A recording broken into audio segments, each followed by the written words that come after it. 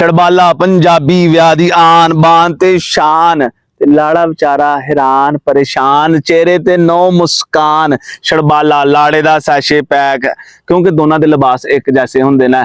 लाड़ा बेचारा पूरे विआह दे विच अपनियां अखां नाल सारिआं नूं सलामां दे जवाब देण डिया हुंदा ते छड़बाला किते लड्डू खाण डिया किते रुपया 500 अपनी जेब च पाण डिया हुंदा आ।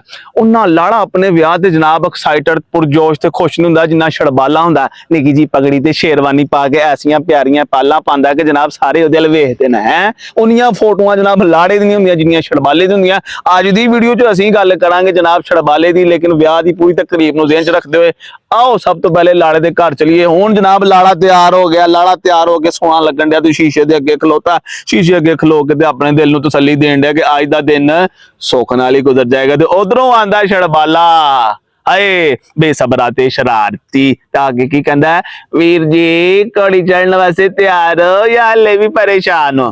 फिर शुरू हुंदा जनाब बरात वाला सिलसिला। सारे बराती जनाब रस्सियां तड़ाण डिया नचन वास्ते।